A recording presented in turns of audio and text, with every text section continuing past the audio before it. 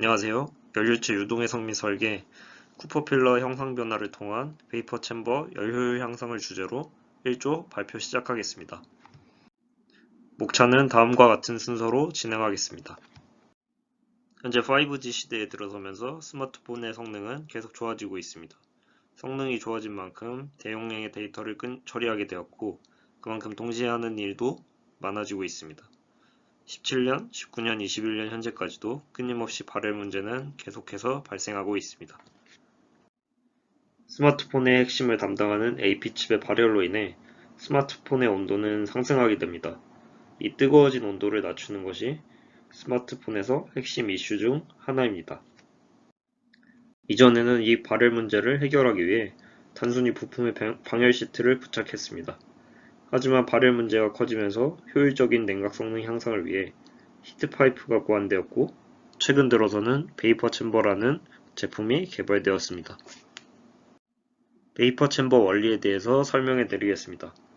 AP칩에서 열이 방출되면 내부 액체가 증발하여 응축충으로 전달되고, 냉각되어 물로 응축된 뒤 돌아오는 과정을 반복하면서 열을 방출하게 됩니다.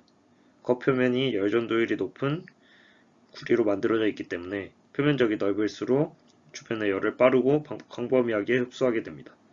또 내부에 있는 물이 구리 표면에서 흡수한 열을 안정적으로 저장하며 스마트폰 내부 온도 변화를 줄이는 역할을 하게 됩니다.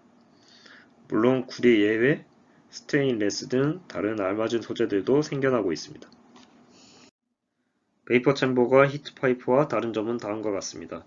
히트파이프는 일자관에 따라서만 왔다 갔다 할 수 있어 선 단위로 열을 방출시킨다면, 베이퍼 챔버는 면 단위로 열을 방출시키며 훨씬 넓은 표면적을 가지고 있고 들어가는 물의 양도 많습니다.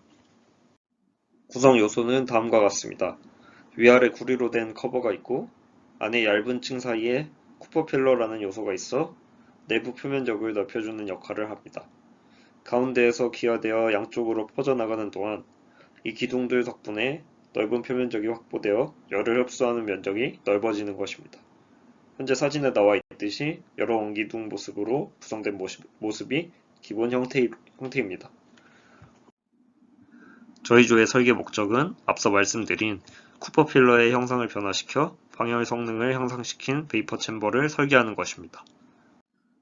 저희는 우선 기본 원기둥 모양의 쿠퍼 필러 성능을 분석하고 생체 모방을 활용해 설계한 모델과 방열 성능을 비교할 것입니다. 이용할 생체 모방 기술은 벌집과 선인장입니다. 벌집의 경우 정육각형 구조로 빈틈없이 최대한 공간을 확보하는 구조이고, 선인장의 돌기는 물 확보를 위해 표면적을 최대한 넓히는 구조이기에 아래의 사진과 같이 바꿀 것입니다. 원기둥 모양의 쿠퍼 필러를 기본 형태로 잡을 계획이며, 실제로 매우 작은 사이즈인 만큼 프로토타입이 아니라 비율을 유지한 확대형 모델로 이를 구현할 것입니다. 우선 처음 모델링한 형태는 다음과 같습니다. 하지만 해석 수렴 시간이 너무 길고 3번의 상변화, 포르스존 함수 설계, 히트솔스 등 기타 복잡한 고려사항으로 인해 단순화가 필요하다고 생각했습니다.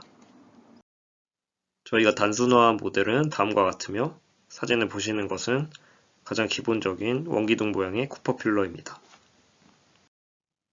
다음은 벌집 구조이며 원에 외접하는 육각형을 형태로 만든 것이 특징입니다.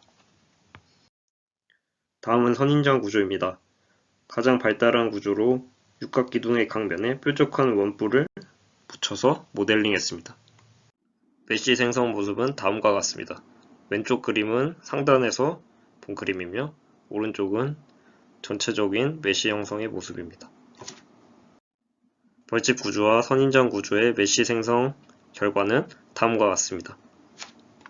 시뮬레이션을 실행하기 위한 공통 조건은 다음과 같습니다. 물에서 수증기로 상변화가 일어나기 때문에 다상 유동인 멀티페이지에서 볼륨 오브 플루이드를 설정했고, 실시간 상변화를 관측하기 위해 트랜지언트, 열 전달이 일어나기 때문에 이 에너지 이퀘이션을 설정했습니다. VOF에서 구체적인 설정 방법은 다음과 같습니다. 볼륨 프랙션 파라미터는 나쁜 격자 퀄리티와 복잡한 유동에서도 수렴성이 좋은 임플리시트를 설정했으며, 페이스로는 워터를 프라이머리 페이스, 그리고 수증기인 베이퍼를 세컨더리 페이스로 설정했습니다. 페이지 인터랙션에서 force의 경우 surface tension coefficient를 0.072 Nm/m로 설정했고 mass transfer의 경우 water to vapor, evaporation, condensation이 일어날 수 있도록 설정했습니다.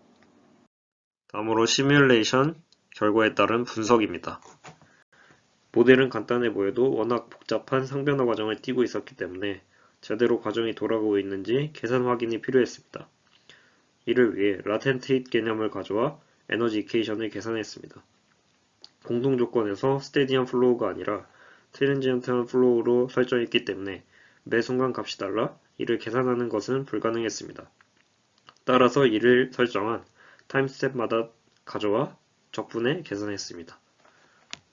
사용한 식과 계산 방법은 다음과 같습니다. 좌변의 Q와 시간의 곱은 커브 피팅 후 적분했고 우변의 질량 변화량과 엔탈피의 곱은 질량 변화량의 경우 베이퍼 매스의 차이를 타임 스텝 사이즈로 나누어 계산했고 엔탈피의 경우 상수로 고정해 사용했습니다. 나온 데이터를 정리한 결과는 다음과 같습니다. 나온 데이터를 바탕으로 실제 계산한 결과는 다음과 같습니다. 오차가 3.94 정도 발생했습니다. 오차에 대한 원인으로는 다음과 같은 두 가지를 생각해 볼 수 있었습니다. 첫 번째로는 메시수의 부족입니다. NCS 스튜던트 라이센스의 경우 51만 2천 개의 메시수에 제한을 두고 있고 저희는 이에 근접한 50만 개의 메시를 생성했지만 여전히 상변화를 정확하게 계산하기에는 부족했다고 생각했습니다. 또한 커브 피팅으로 인해 정확한 적분 결과와는 차이가 생겨 오차가 발생했다고 생각했습니다. 다음으로 해석 결과입니다. 먼저 볼륨 오브 프랙션으로 상변화율을 나타냅니다. 원기둥 구조에서 보았을 때 베이퍼 기준으로 위쪽에서 아래쪽으로 내려가고 있고 워터 기준으로 아래에서 위쪽으로 올라가고 있는 모습으로 볼 때 올바른 상변화가 이루어지고 있는 것을 알 수 있습니다. 이는 이터레이션 수가 12,000으로 더 증가했을 때 더 극명하게 보이는 것을 알 수 있습니다. 다음은 벌집 선인장에서 6,000번 기준 반복 볼륨 오브 프랙션 결과입니다. 볼륨 오브 프랙션 수치 비교 결과는 다음과 같습니다. 같은 시간 기준으로 표 안에 있는 숫자가 작을수록 더 많은 물이 상변화했다는 뜻이므로 선인장, 벌집, 기본형 순서대로 냉각 성능이 좋다고 생각할 수 있습니다. 다음은 온도 결과입니다. 우선 ZX 단면으로 자른 모양은 다음과 같습니다. 가운데 쿠퍼 필러가 존재하고 아래가 가열부, 위가 응축부인 상태로 이터레이션을 12,000번 반복한 상황의 그림입니다. 다음은 온도 결과를 ZX 평면에 플롯한 결과입니다. 가로는 Z축, 세로는 온도를 나타냅니다. 다음은 이터레이션 수가 6,000번에 대해 결과입니다. 다음 사진은 이터레이션 수가 9,000일 때 온도 플롯 결과입니다. 다음은 이터레이션 수가 12,000일 때 그래프를 플롯한 것으로 이터레이션 수가 6,000, 9,000, 12,000으로 갈수록 선형에 가까워지는 것을 알 수 있습니다. 마지막으로 표면적을 계산했습니다. 유체에 직접적으로 영향을 끼치는 옆면의 표면적만을 계산했습니다. 마지막 결론입니다.